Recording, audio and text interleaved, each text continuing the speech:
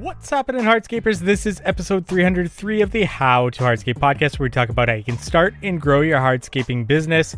And in today's episode, we have a returning guest, Kevin Scott of Muskoka Landscapers, as well as a handful of other vertically integrated companies. And we get into that today and how he manages them all, as well as his fairly new community, The Wealthy Landscaper. A couple of main topics that we touch on throughout this are employees and sales, and lots of great takeaways from his time in business here. But before we get into today's episode, we want to say thank you to our sponsors. Cycle CPA. If you're looking for bookkeeping, accounting, CFO services, reach out to Cycle CPA at cyclecpa.com. Let them know How to Hardscape sent you for money off their services there. Patio SEO has hopped on board as a sponsor, and they are a leading marketing and brand building company in the hardscape industry. And if you don't know, this company is run by James Reed. We've had him on the podcast a couple of times, some of our more popular episodes, and he owns hardscape businesses across the country. And now you can have access to the same in-house marketing team that he has access to at patioseo.com. So if you're looking for a killer website, targeted ads, or data-driven strategies to grow, check them out at patioseo.com. And Knowledge Tree Consulting. George and Peter there are efficiency consultants in our industry, and I've had the privilege of having them both on one episode of the How to Hardscape podcast, and George multiple other times.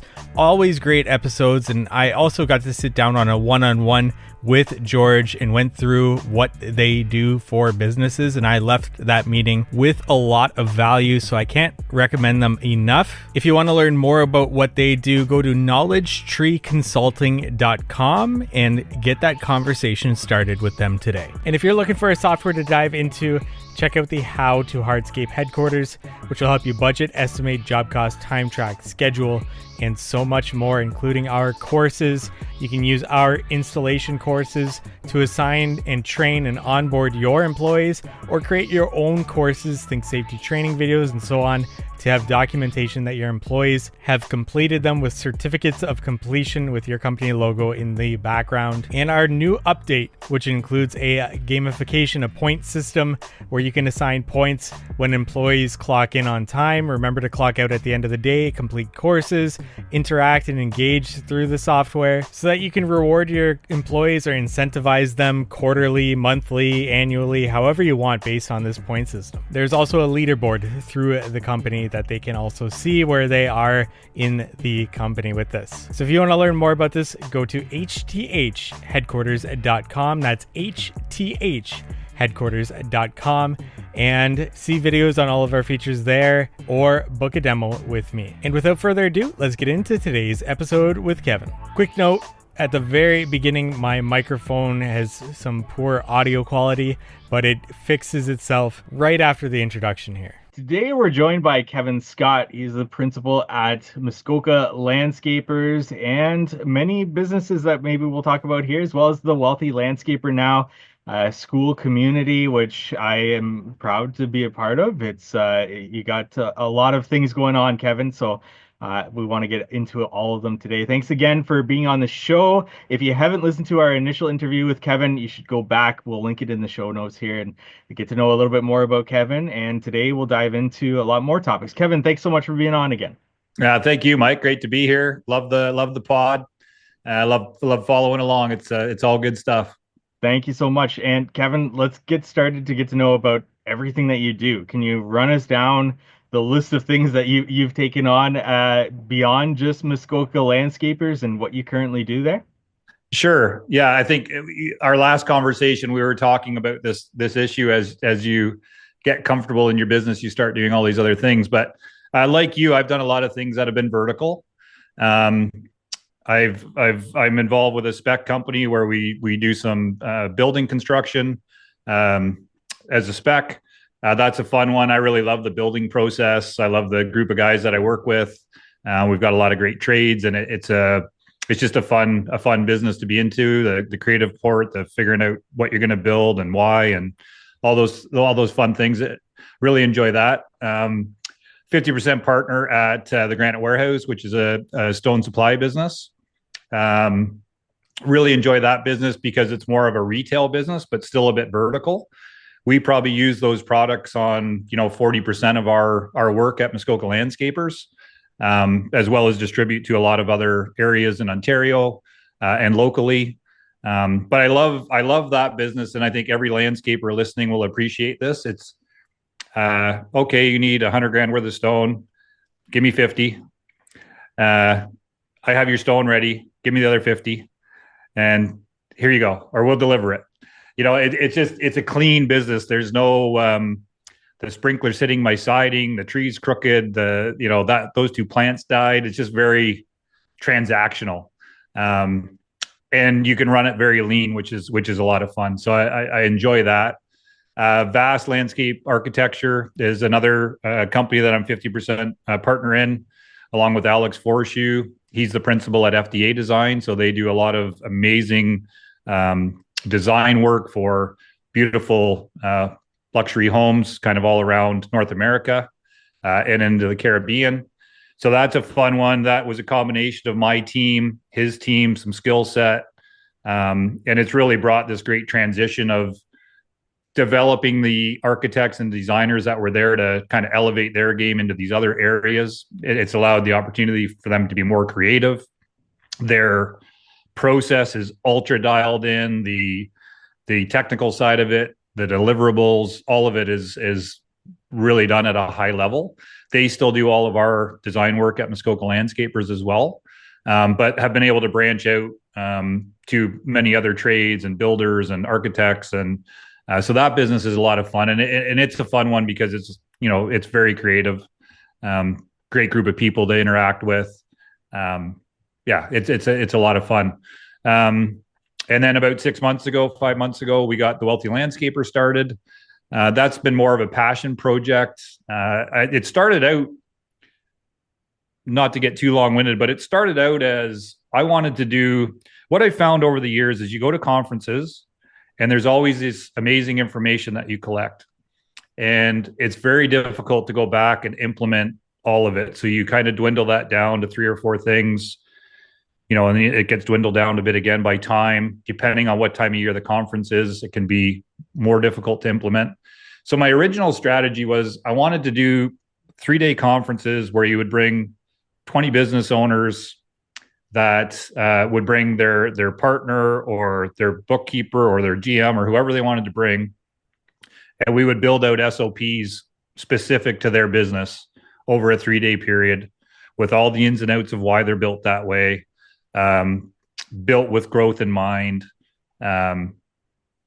Anyway, I was talking to a good friend who's always done our photography, Jacob Barkey from Sawmill Creative. And he was like, what do you think about doing this community? And you could do some coaching. And I was like, I don't know if that's really what I want to do. And the more we talked about it, the more I thought about it. I thought, man, this could be fun. So he's really been great with the technical end of it. And I've really enjoyed kind of being in the front of it. The social media stuff was tough to be on all the time, but I'm starting to enjoy that more. And as the community blooms, we're at 150 members now, or 152 or something. But as that grows, the conversations get better. And now we've started doing some of the coaching. I did my first facility tour a few weeks ago, which I really enjoyed. It was great to go to a business for the day and be able to sit and talk with the design team, the bookkeeping team, talk about process, have the owner there and the GM and operations, and really help try and connect them a little more and get a better perspective on how their business operates. Mm-hmm. And a lot of that is, process-based stuff, more SOPs and contractual stuff. But anyway, that's it in a nutshell. Loving it all. That's it, but that's a lot for sure. Fortunate to have very good people at every business, and they're the ones that really make it enjoyable to be a part of and kind of help them along their journey as well. I want to get into the people, but I also wanted to ask you, with each of these businesses, Were these opportunities that presented themselves that you took advantage of, like you hopped on, I mean, or were these intentional, like we started to get into spec, we're going to now take this on full time, or say the 50-50 partnerships, were these just presented to you in an opportunity that you evaluated? I always think that the harder you work, the more opportunities that you get, and then it just depends on if you capitalize on them or not. Were these opportunities that presented themselves to you, or were these intentional? This is what we need to do because, especially with Granite Warehouse, you're doing a lot of natural stone. We need to do this. Yeah, I think a lot of it. I actually I shouldn't say a lot of it. I'd say it's 50-50. I think the spec construction started 7-8 years ago, and that was more just a passion thing that I enjoyed doing. I enjoy working with the trades. It can be done efficiently in 3 to 4 hours a week, as long as you've got the right bookkeeper and people in place. Um, so that one was more strategic. I knew I wanted to do that. I have a few friends that are involved with me in it that all bring a certain skill set different than mine. Um, so that one kind of evolved based out of wanting to do it. The Granite Warehouse was one of my partners from the spec build. Uh, he came to me with the idea of importing stone, and we did it for a project. It went really well. The transition was smooth. A lot of new issues figuring out shipping and duties and all that sort of stuff. But now that we've been through that process, we've been 6 years now, I think Granite Warehouse has been running, and we have stone from all around the world, North America, from Canada, as Canada's in North America, obviously, but from everywhere, really.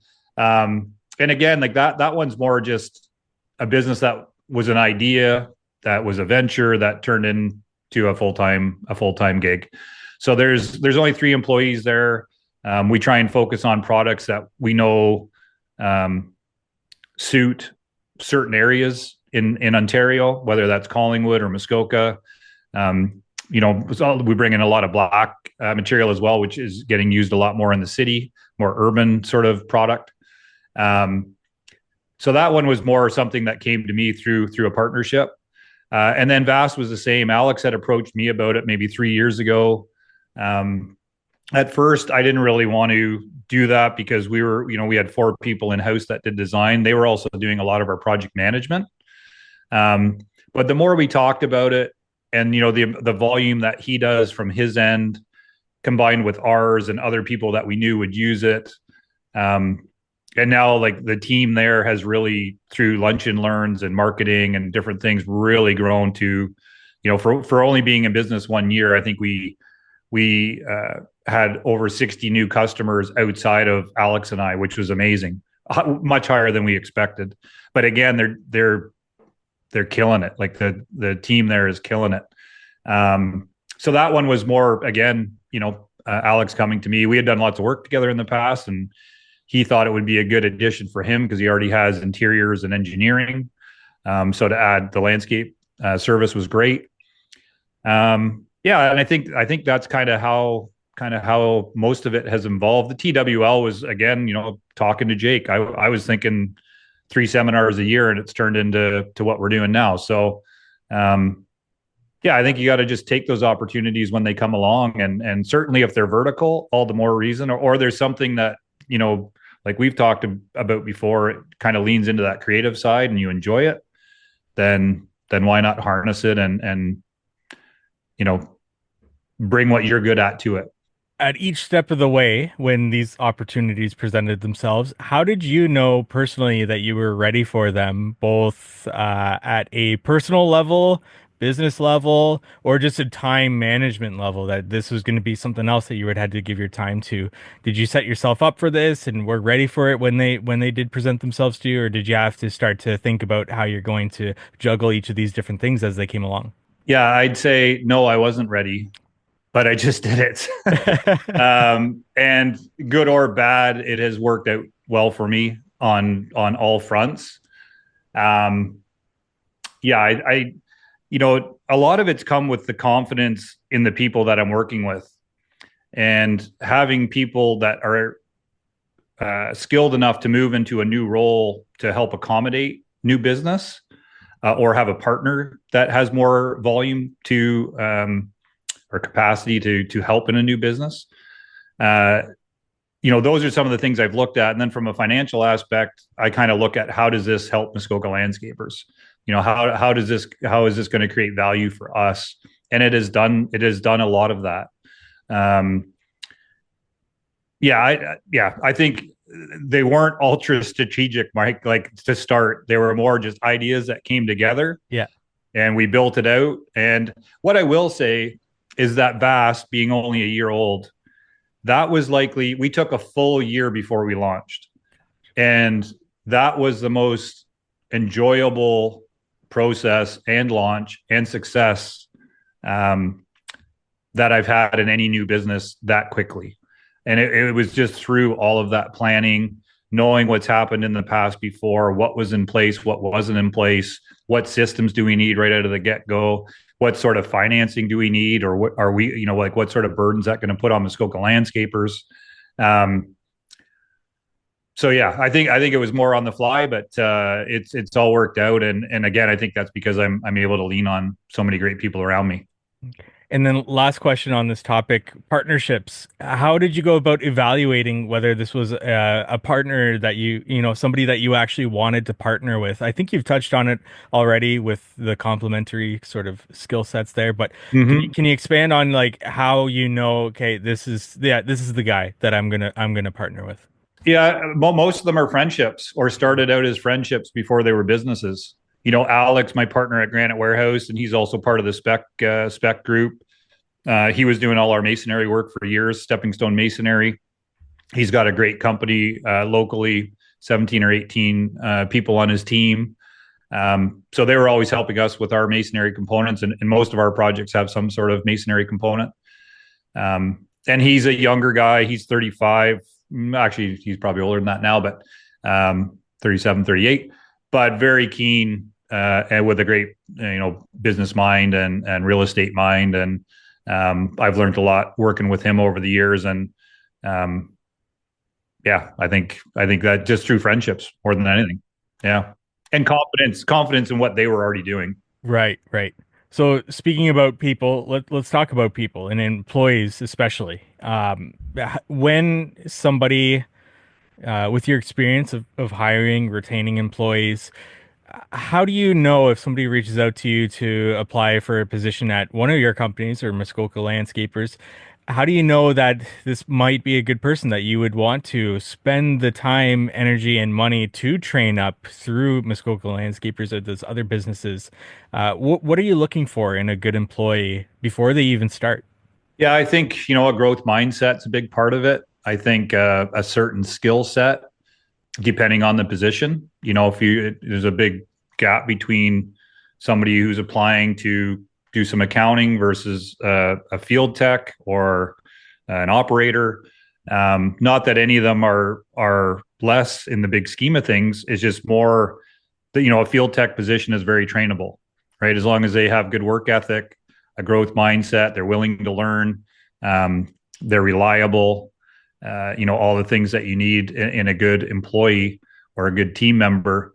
But outside of that, we really just look more about who are they, what are they all about? How do they gel with the rest of the team? One of the things that I'm always proud to talk about or be able to say is that we have really good culture at Muskoka Landscapers, like really good. And it hasn't always been like that. We struggled with it for years. But I would say for the past 5-6 years, we have just had this incredible team. Certainly the core of it, like the core 20, 25 people. We always have, we've been adding a lot, but we're always adding, 2 to 4 people a year. But yeah, that core group just kind of sets the tone for everyone, culture wise. And honestly, I think a lot of that just translates into some of the other businesses. And whether that's because of systems or whether that's because, of conversation or how people are coached or how people are onboarded. Onboarding is a massive thing. I actually had, not to change topics, but I had an amazing call with Jason Taylor from Predictive Success. Yes, Yep. earlier today.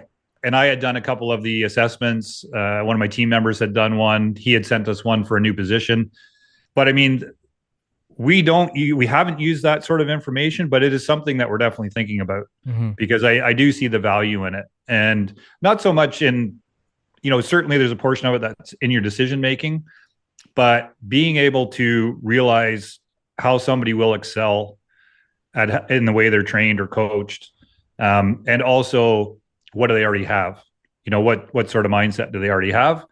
So yeah, I think at the end of the day, we're just looking for good people. We can train them, but if you're not a good fit with the rest of the team and don't buy into the culture, then it probably doesn't work out, whether you're really skilled or not. We want to take a break from today's episode to talk about marketing. Are you looking to take your hardscape business to the next level? Well, this is brought to you by Patio SEO, the leading marketing and brand building company in the hardscape industry. And if you don't know, this company is run by James Reed, who owns multiple hardscape businesses across the country. And here's the kicker. You're not just getting access to any team. You're getting access to the very team that helped grow James's own companies, plus hundreds of others in the industry. Whether you need a killer website, targeted ads, or data-driven strategies to grow, Patio SEO has got you covered. They've been in your shoes and know exactly what works. We've had James Reed on the podcast a couple of times, and they're some of our more popular episodes, talking about branding, talking about how he's built companies across the country. And with that, he needs lots of leads, which means he's had to perfect his branding and marketing. And now you can have access to that same in-house team that he has access to for his own hardscape company. So if you're ready to build your brand and see some serious growth, check them out at patioseo.com. That's patioseo.com,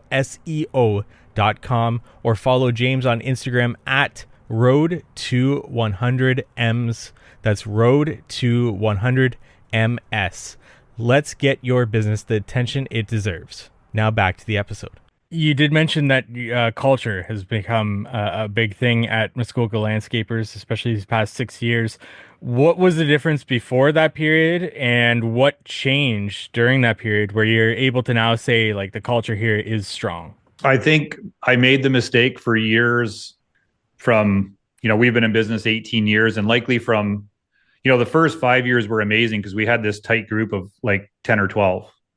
And then that group grew into 20, 22 for 5 or 6 years. And I think that's where we had the biggest difficulty. I wasn't in the field as much anymore. Not that that necessarily had anything to do with it, but we just had some team members that just weren't great people. They didn't want to work with certain people. They didn't treat customers well. They didn't work with other trades well. They were friggin' fantastic at installing stone. And I just kept them too long. And, I learned a great saying not too long ago: acceptance is consent. Acceptance is consent. So by letting them continue to do that because they were such great installers, I made it okay. And it wasn't until we bit the bullet and got rid of a couple of those people that it started to change.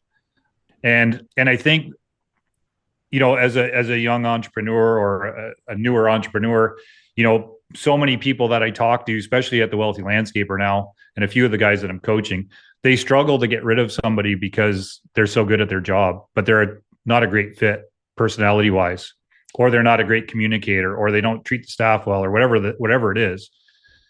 And I'm quick to fire now. And knock on wood, I haven't fired anybody for probably 5 years. And I've got people here that have worked with me since day one. So 18 years, and lots of guys that are in the 8 or 9 year mark as well. So I'm proud to say all of that. But I think culture revolves a lot around what you accept, and if you can't be in the mindset where you're willing to have the conversation that if you don't meet our core values or you can't represent our core values, then you got to go. I don't care how fast you can cut stone or how good you are in the excavator or whatever it is. It's just not acceptable. And I think when people know that, and there's a lot of other things that go into culture, like, you know, goal setting and ladders and, how you can help them with their goals, all those sorts of things, events. Um, but I would say that's one of the number one things is you can't keep somebody who doesn't match up with your mission statement or your values, whether they're amazing or not. They gotta go. Was there a turning point when you did create that mission statement, those values for Muskoka landscapers? And was it that sort of 6 year mark that you mentioned where that culture began to shift? Or was it before then and then you had an emphasis on it at that point in time to change that culture? When does that kind of fit into the story? I think it was more. I think we always had a mission statement. Maybe not year one, but probably by year two or three. Um, I've been a massive fan of Mark Bradley since day one, so that was a big part of a lot of his talks. The problem was we weren't abiding by it. We would review it once a year, but we weren't like it wasn't the gospel in the business. Um, and we've worked hard at trying to incorporate those things so that when people are in doubt, they can refer to it. And it's been a great transition that way. But as far as like when it changed was when we started believing in it. When we started living by it, when we started not being afraid to have conflict with people. Because ultimately, so many people don't want conflict. And at the end of the day, nobody loves it, but it's a necessary thing in business, right? Good or bad. So I think, you just got to get to the point where you're confident enough to let somebody go, knowing that it's not gonna affect your business.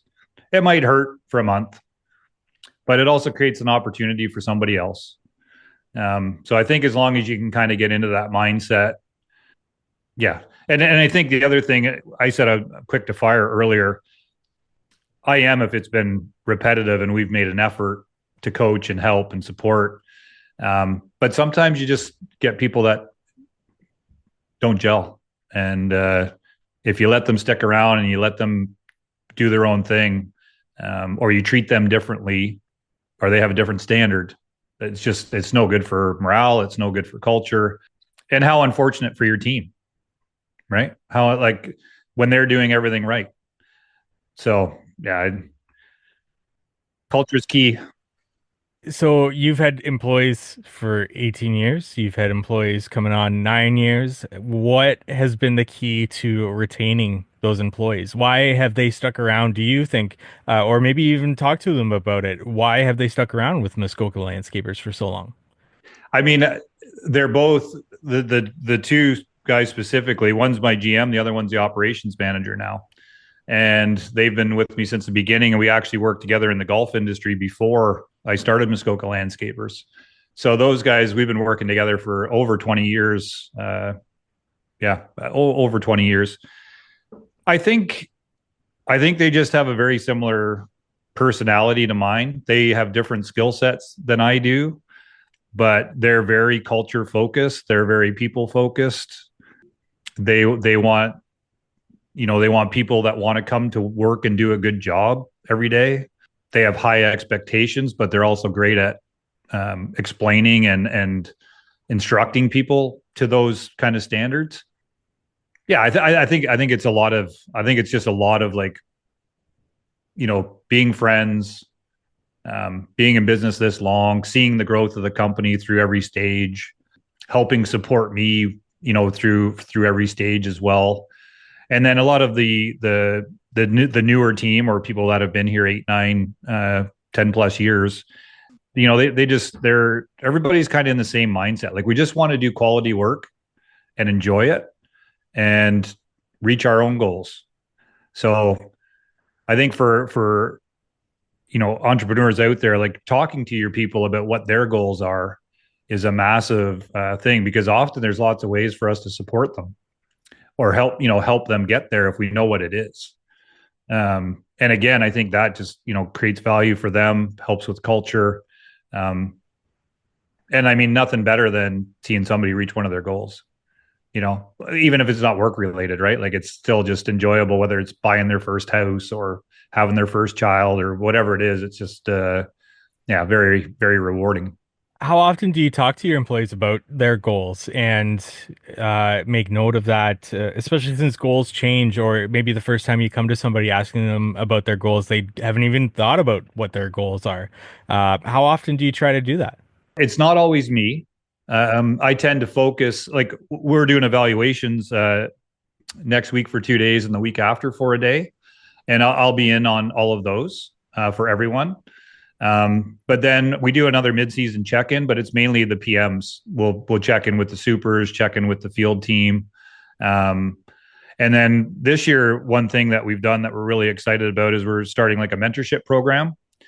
So everybody in the business will have one of the management team to kind of connect with if they have like specific questions or something's going awry or they need help with one of their goals or yeah, whatever we can help them with basically. So two evaluations a year, it sounds like, and Yeah. that's where you kind of go over goals and what they want to accomplish. Why twice a year, and what are you trying to do? What's the goal behind those evaluations for you yourself as well as the employee? So the evaluation that we do in the winter, everybody gets evaluated in March, and then as of April 1st, any new adjustments are made for wages or pension, whatever it might be, benefits. Um, so that one's pretty thorough. Like that'll be at least a half hour, 40 minutes. We've as a team, the supers rate the field techs, the PMs rate the supers, the management team rates the PMs, and then the PMs and up rate myself and the GM and ops. Um, but we've got a pretty detailed. I think it's about a 65 question, or not a question, but like a task orientated line item that they get a rating from 1 to 10 on, and then we have a scoring format for that. The team member fills out the same thing and brings it in when we have the eval, so we can see where we agree and disagree. There's a goal setting section at the bottom we talk about goals. We talk about the things that they need to work on and how we can help them get there. And that's all documented in the day of the evaluation. And then the second check-in is really just the PMs, like reviewing that with them. Like, how are you doing? Where are you at? How can we help? Just to kind of reconnect and make sure that they know we're still thinking about it. And that's one of the things I'm excited about the mentorship program is I think, there'll be 5 of us doing it. So each person's going to have, 6 or 7 people that they're working with, but that'll create more conversations throughout the year, or text message or phone call or conversation on site just to ask. So I think it'll just really help people feel like they're being heard more frequently. Like we've created an avenue to have those conversations more frequently. And yeah, I just think it's a real value add that will help a lot of people. When it comes to providing your employees with what their life can look like at Muskoka Landscapers, a career path perhaps, or helping them attain their goals. How soon do you start to talk about that with a new employee? Is it like right off the bat when you're kind of qualifying them to join, or is it like, okay, this is a good employee, we want to kind of work them towards a career path, let's sit them down, talk about that? Where does that kind of fit in? Yeah, generally at the onboarding, and we do have depending on their experience, there's a criteria for a year 1 field tech, and the criteria is what you need at the start, which isn't a lot. But by the end of the first year, this is what you need to accomplish. And some of that's through training tools as well, videos and such that they have to watch. And then we just need to make sure that we're doing our part to make sure they get trained on all those things. And a lot of that's, like proper quick cut skills, running a laser properly, compaction, operating a skid steer, kind of the basics. And then second year, there's another list of criteria that they need to check off their list. And then third year, they start getting more into like the seconds, like the second in command sort of role. So then they start doing some of their paperwork. We start introducing new things to add on in the hope that we're moving them towards a site manager position. And then for the site managers, we have a really detailed list, which is what the evaluations are built on, But this is like, this is the $40 manager. This is what he looks like. This is what his compensation looks like. These are the benefits he gets, truck and all that sort of stuff. But these are all the things he can do. And then we have a percentage system in there that tells guys based on their score, this is what your rate is. So that works well. And I think that really sets a clear goal for them.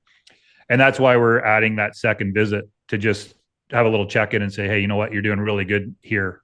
Like if they had a low score somewhere, you've really improved on this, or like you haven't really changed this. How can we help? That's really interesting. I like it. I like it a lot. Yeah, it's good. It's good. I think it'll just make everybody feel like they have a goal, they have an SOP, they know all the ins and outs, they know how to make decisions based on what their goal is. We want to take a break from today's episode to thank our sponsor, Cycle CPA.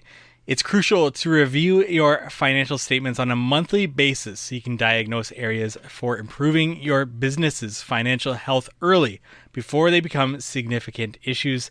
Too many contractors wait until the end of the year to review their financials as they file taxes, when it's often too late to take action to change the outcome. Cycle CPA not only handles bookkeeping and taxes, but they also ensure that you're armed with financial data on a monthly basis to make key business decisions. They offer benchmarking, cash flow forecasting, and assistance in developing targets for financial metrics. With their team of accountants specialized in the hardscape and landscape industry, they currently work with hundreds of companies in this field. Visit cyclecpa.com, and for $200 off, mention the How to Hardscape podcast. Now back to our episode. How long did it take you to develop something like that? Especially with, like you said, those performance reviews have a certain number of questions and or line items that they need to check off. How long did it take you to develop that? And are you continuously revisiting it and seeing what can be removed or added and so on and so forth? Yeah, we definitely tweak it often. I can't. It didn't take me any time other than the review because Lane, one of our PMs, dove deep into it and helped build it. And got to give him a lot of credit because he's done an awesome job with it. But yeah, it's something we just continue to monitor because there will be little things that, like one of the things we were struggling with when we first built it was all of these items don't necessarily have the same weight, as far as value. Trying to think of what a good example is. That's not a good example. Like their accuracy of how they fill in their paperwork versus their stone install skill. Those things aren't. If you had a really good stone installer and he does his timesheets and everything on time, but doesn't give enough detail, those aren't really weighted the same. So it's things like that we're kind of tweaking just to make the scores more consistent and comparable, so that people can see, okay, well that's how I get to 85%. And then it's the same with SOPs. We tend to revisit our SOPs every year as well. We've been doing that a long time, so there's not much changes to those. Often it's just maybe adding it to somebody else or changing a name on who's responsible for it. Because we, from our initial call to warranty, there's like a 90-step process and workflow. So sometimes it's just a new position or somebody else has taken on a certain role. But those things are great to revisit because, again, if people use them, it answers all the questions. Right? There's no confusion about who they're responsible to and when and with what.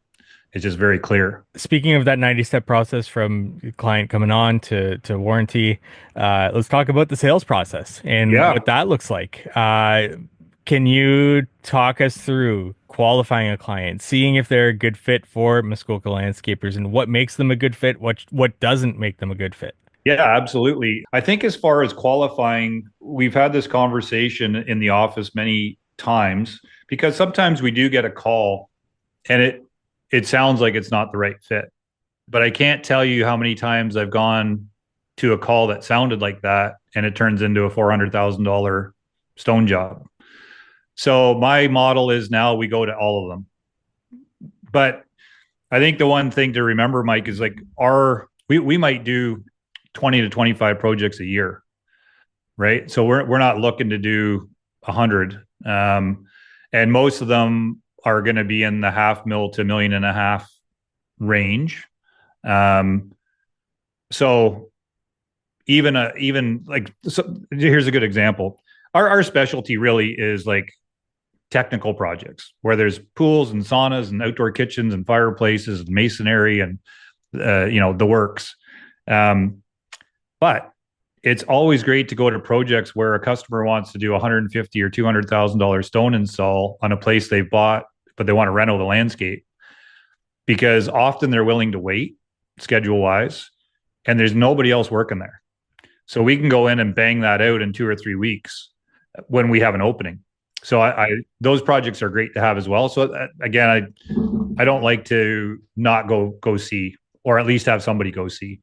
But assuming it's a right fit, as soon as we get that initial call or email or DM, we send them a welcome package.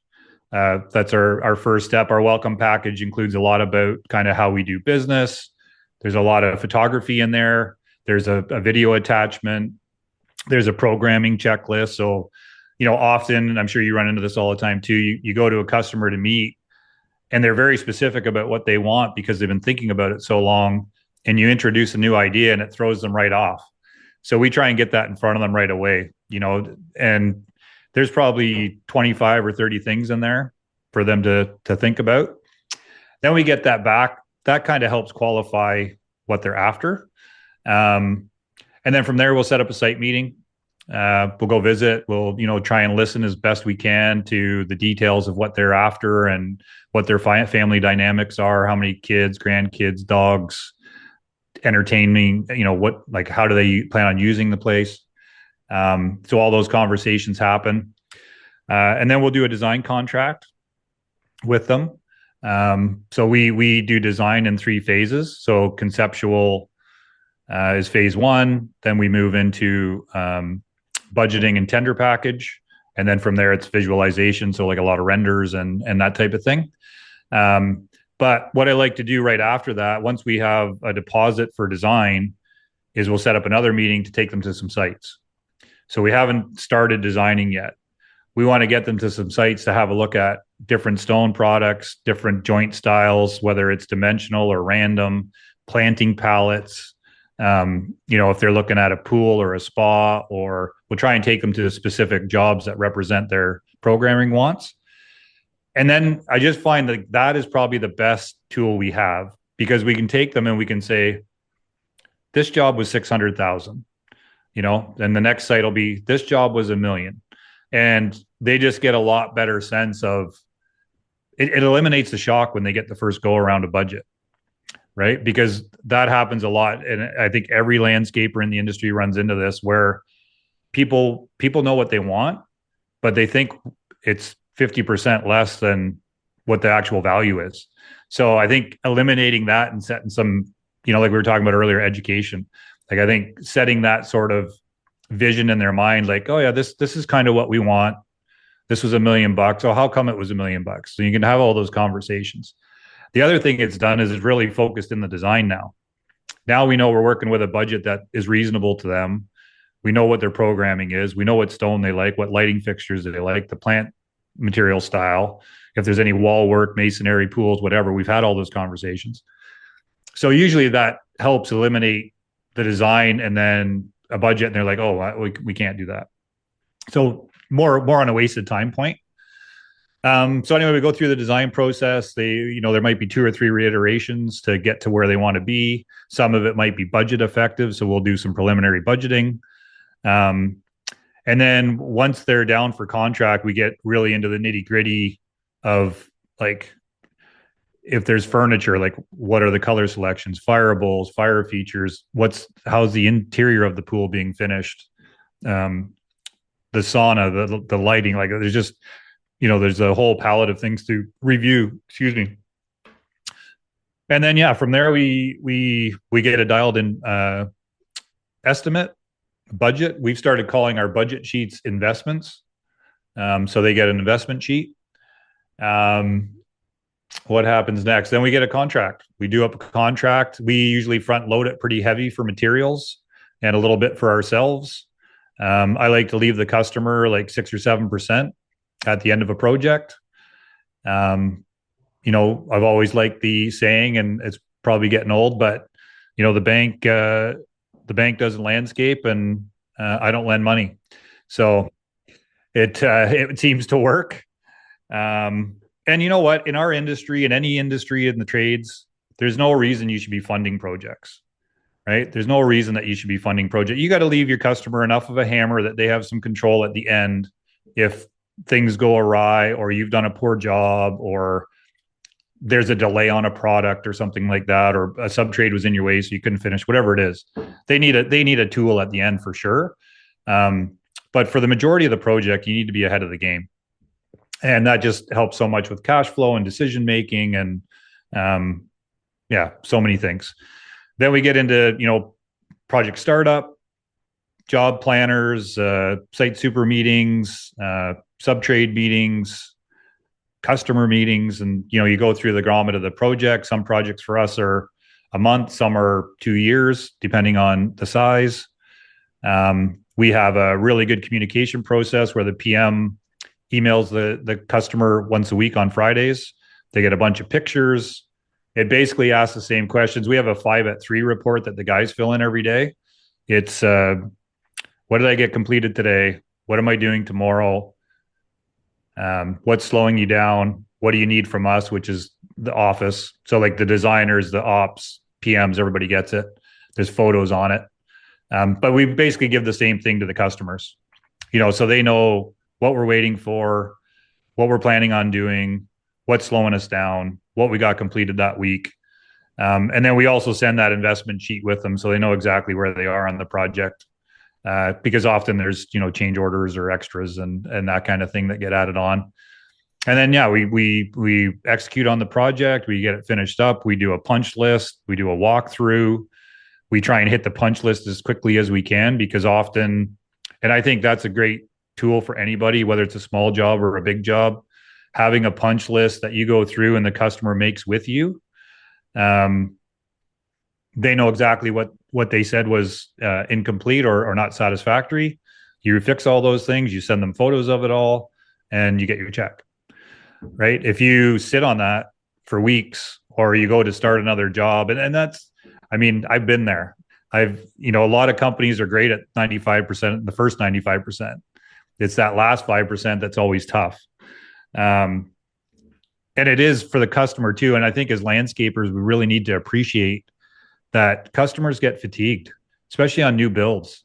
Like the decision making that goes into a luxury home or a high-end residential property, at any level for that matter, they get drained. And if you're the last one out, it's not a good spot to be. So you want to make sure you finish strong.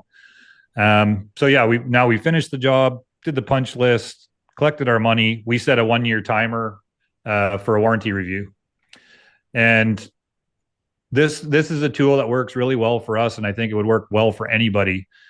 But when you reach out to a customer a year later and say, "Hey, Mr. Jones, Mrs. Jones, we'd like to come over and just check how everything's holding up, how the plant material is doing." We don't do maintenance, so obviously there's usually somebody else doing the maintenance. But the value that brings to go back, on a good project, like if we do a really big project for somebody and I got to send a couple of guys or 3 people back for a day or 2 to top up joints, switch out some plants, maybe adjust some irrigation because the plant material's growing or whatever. We just do that. But they're blown away that you've done it. You're fresh in their mind. The next dinner party or lake party or boathouse party that they're at, when somebody talks about landscaping, you're first on their mind. And I think that's a great one for whether you're doing $30,000 backyards or $100,000 backyards, whatever. It doesn't take a lot of work, and it just builds within your customer base. Like they'll find you new customers. So then that's kind of it. Hopefully there's a referral from it or 2, right? Or they're a good host when you want to take customers to a new project. Another reason to keep good relationships. Yeah, I love that you brought that up, that you take them around. It helps with setting budget. helps them visualize the product, see what they're interested in. And I do have tons of questions. Maybe we should have given a little bit more time for sales because I got lots for you on this. But we'll see what we can hammer out here really quick, Kevin. Absolutely. We want to take a break from today's episode to thank our sponsor, Knowledge Tree Consulting. They are efficiency consultants in the industry with 35 plus years of industry experience building Oriole landscaping in Toronto, which they are completely hands off at this point. George and Peter have been on the podcast before, and George, on multiple occasions now, I've personally leaned on him to help with the How to Hardscape headquarters software and how we can maximize the efficiency of user experience. And I know the guys at DTE Landscaping, Chuck and Jeffrey, who we've also had on the show multiple times, have hired them on in the past. Check out their consulting services, peer groups, and events that are coming up on their website, knowledgetreeconsulting.com, or check them out on Instagram at joinktc. Now back to our episode. First and foremost, selfishly, because I'm working on it right now, welcome package. What's included in that welcome package when you're sending it off to them? When do you send it to them? Because actually, just before we got on this call, this is what I'm working on in my business. As opposed to just sending out an email, I'll have a PDF and links to videos within it and everything like that. So yeah, what is inside that welcome package and when does it go out? It goes out as soon as we get the call or email. Got it. So the first response, it's like, thank you for reaching out. We'd love to connect. Here's a welcome package. Please review the programming list. Yeah, and then they get it digitally. But it's like a little bit of history about the business. It's kind of what we believe in. It's a lot of great photography. There's a workflow process that talks about like customer experience and what they can expect as far as like those the weekly reports and the investment budget or the investment tracking sheet. Yeah, and then just a lot of past projects. So I think it gives them that confidence right off the get-go that they're like, oh, these guys have done some amazing work. They got a great process. This is what they believe in. And it creates just some really good confidence. One other tool that we just started doing last year that has been super helpful, and I think this is great for everybody as well, especially the guys that are, I know, well, in Canada too, but in the US too, there's just so many people, so many guys are going to projects like that do the $30,000 to $50,000 backyard. There's 5 or 6 people looking at it, and often I don't think customers necessarily want the cheapest price, but they want to be competitive. And I know for us, we've missed out on projects because we've included more than maybe the next guy did, or we've got some, and often customers who are busy and looking at multiple estimates, they go right to the bottom. They haven't looked at what you included and is it more than the other guy, or like, are they comparing apples to apples? Not until they get it shrunk down to a couple estimates. So if you're the high guy because you offered more value or more items, or you misheard how they said something in the meeting, you're out, right? They're not even going through your estimate. So one of the things we've started doing, and I think this is a great tool for everybody, is a Zoom call to present the estimate. Rather than just emailing it, walk them through it. Tell them why it's better, why you need this much material, because that'll generate the conversation of your estimate's 50 and their budget's 40. Like they're going to ask you, well, is there any way we can get this down to 40, or what do we need to change? And then you have the opportunity to say like, well, you know what, we could probably shrink that patio a little bit based on the furniture you're going to put on. And I don't think we need as many lighting fixtures as we talked about originally. We can scale that back. They're easy to add, but it educates them on why your estimate is what it is. It's more face time, which people want to do business with people they like. So if you're a good listener and they can see the value that you'll bring them, and you understand the value that they're after, that resonates with people, right? So to take that 15 minutes or 10 minutes to walk them through your estimate, I just think that sets you so far beyond the 4 other people that just emailed them.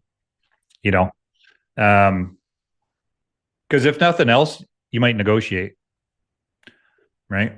Even if you're not the lowest price. So I think that's a big tool. And your salespeople, are they also designers, or are the designers become your salespeople? How do you think about that? Honestly, they're all the PMs, the designers, myself. We're all salespeople. And we don't have anybody whose like title is salesperson. A lot of our work's referral based, and we get a lot through Instagram as well. But a lot of it's referral. So often, I may get the initial email, or somebody will just phone me because a previous customer gave them my number, or we get a lot through DMs as well, which is great. But we don't have a sales position, but obviously designers are selling, the PMs are selling, I'm selling when I can. I try and go to every new call. I shouldn't say every new call. Last year we had 3 projects that I'd never met the people, and that was the first. And that's kind of an avenue that I'm trying to work towards. But I also like to be involved. I mean, that's one of my favorite parts of it, the sales process. Coming up with something cool for them, making sure we're checking the boxes, building that relationship. Like that's the stuff that I love to do. So I don't know if I'll ever be fully out of that, but I like the process, and I think as a group we do it well. That was great. The whole sales process, that was awesome to go through with you. I I have started asking this question to business owners that come on the show, and this came after our initial interview, so I never got a chance to ask you this question. That's a struggle in your business that you're currently having. Not necessarily a struggle, but what is that one thing that you're working on right now in your business to help either give you yourself more time out of Muskoka Landscapers, or to help the business get to, help them out, especially to start the season? But what's that one struggle or thing that you're working on currently in your business? Yeah, I don't know if I'd call it a struggle, but I think, well, actually, the one struggle we have right now is we're trying to build a new shop, and we're having a heck of a time with the township. That's a struggle, but not the answer you're looking for. I would say just me developing as a leader, knowing that we're getting into another growth phase. So me trying to develop to pass on the information that the guys that I need to move up. I need to learn how to get them to where I need them to be. They all want to get there, so that's a big part of it. But yeah, I think I would say and I wouldn't say it's a struggle. It's actually quite fun, but it's probably the thing I need to work on the most. Like from my part in the business, that's my focus now, is how do I make better leaders. We touched on the wealthy landscaper earlier, and your thought process behind that. For those that don't know the wealthy landscaper, what is it all about? What are your plans in the near future with it, and what are you in trying to encompass within the wealthy landscaper there? I mean, really just a sense of community where, landscape entrepreneurs can share information, share ideas, collect information. I think it's very collaborative, and it's interesting. We have just over 150 people in there now. It seems to be like the same 50 that generate the conversations most of the time. I'm in there a lot as well, trying to like spur on conversations or ideas. But I can see that everybody else is still in there checking out all the conversations. So it's rewarding to know that people are using it, even if they're not active. But I think as we continue to grow it, it'll get better, right? There'll be, hopefully we get to the point where there's 100 people that are always collaborating on things. We've started introducing brand partnerships, so that's been a great addition. That's more so just to create some value for the people in the community. We've got quite a few more coming online over the next month or so. We've started doing some private coaching. I'm basically working with 4 people right now. We had 5 originally, but the first person was really only they had a great business already. They just really needed a few tweaks and some SOPs. But we're looking at getting into some group coaching where I can do 4 or 5 people at a time that are in kind of the same space and the same point in their business career. We did some stuff before Christmas that was a lot of fun. We did groups of 5 for Plan Like a Pro, which was all like 2025 planning. That was a lot of fun, and that was very collaborative, and I loved the conversations that got generated amongst the guys, because again, we tried to keep people in the same sort of, if $1.5 million to 2.5 and million and under. We had a few guys in there that were like at the 5 mark, but that was a fun one. But yeah, I think as far as the future goes, we just want to keep trying to build that community, creating good content. The coaching, I don't imagine it's ever going to get more. I can really afford to only do it 15, 20 hours a month. but that's kind of my goal, and that's why I would like to really start focusing more on the group coaching. And I think we were talking earlier about that facility. I would love to do those types of training or coaching like once a month with the company, like for a year or 8 months or whatever we could do to kind of get them over their next hurdle. But I just found that so much more enjoyable. And like when I left, I felt like, I really helped. So that was rewarding. And I think they would say the same thing. But yeah, it's kind of a passion project, and we're getting lots of great support. We're doing lots of pods and conversations with industry leaders, and looking forward to getting the one we did together out. But yeah, it's just it's a way to give back more than anything. I mean, the industry has been very good to me, and I wish I had somebody telling me all the things that I should have been doing the first 10 years, because I probably would have accelerated things by 60 or 70%. So yeah, it's just a fun journey. Is there anything that you're surprised about how much you enjoy, say, doing, the webinar podcast sort of thing, or starting the community in general? Anything that you were sort of hesitant about at first, but then found out that you actually really enjoy doing it, or maybe even vice versa there? I think the one thing that I've found difficult is the online presence and having the conversations online. Not in the pods I love. Pods like this I really love too, because when I'm getting asked the questions, it's much easier than when you're the one asking the questions, right? I'm not sure if you feel the same way, but so I love the pods. I love the webinar style conversations. I love the ones that are just kind of organic as well. Like they're a lot of fun, and I find like a lot of great things comes out of those. But yeah, the social media end of it was tough, but we're getting better at it. Max, who does a lot of it for us, is creating some really funny stuff. And I think that kind of brings a good aspect. And then, we've got Jake, who's a lot more technical, and Abby, who's doing some fun stuff. So I think the thing I've enjoyed the most is the coaching and the group coaching. And certainly that facility, like if I had the ideal situation, I'd do like 4 or 5 of those a month. That would be perfect. But the coaching is very rewarding too. And a lot of the guys I'm working with now are kind of at those key humps, like they're trying to get from 1 to 3 or 3 to 6. So those are also a lot of fun. And after being through it myself, hopefully I can bring some good stuff to them. Kevin, thank you so much for your time today here. Where can our audience go find out more about you, Muskoka Landscapers, the Wealthy Landscaper? Where do you want to send them to? Where can they go? Yeah, socials is probably best place. Yeah, Muskoka Landscapers or the Wealthy Landscaper is a great one. All my contact info is on Muskoka Landscapers on Insta. Yeah, but yeah, feel free to reach out. Happy to chat, and happy to help the industry as much as I can. Amazing. And for our audience listening, the Wealthy Landscaper School group URL will be in the show notes. So it's a quick go into our show notes and click that and see what that's all about. Join. And Kevin, thanks so much for your time. I appreciate it, Mike. Great to see you. Thank you for listening to today's podcast episode. Go check out Kevin's school community, the Wealthy Landscaper there. We'll have the link in our show notes for it. And really check out the beautiful work that Muskoka Landscapers do on Instagram. That's at muskokalandscapers.ca on Instagram. And while you're there, follow the Wealthy Landscaper. And if you're looking for a software to dive into this season, check out the How to Hardscape Headquarters software, which will help you budget, estimate, time track, schedule, job cost, so many more features, employee management, our courses like we talked about earlier, and new features coming very shortly, including our point rewards leaderboard system within the software. Go check it out at hthheadquarters.com.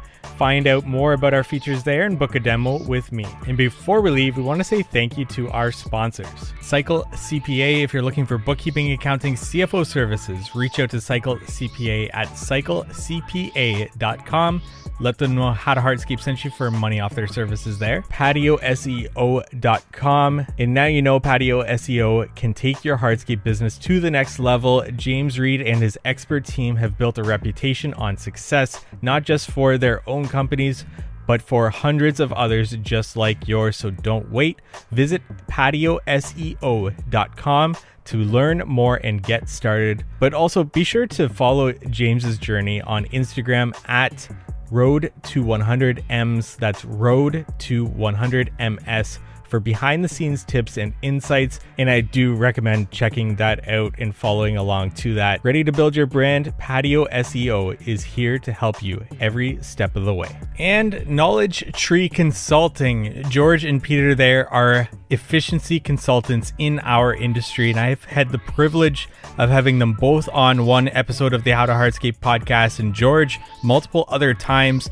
Always great episodes, and I also got to sit down on a one-on-one with George and went through what they do for businesses, and I left that meeting with a lot of value, so I can't recommend them enough. If you want to learn more about what they do, go to knowledgetreeconsulting.com and get that conversation started with them today. And we look forward to meeting with you next week on the How to Hardscape podcast.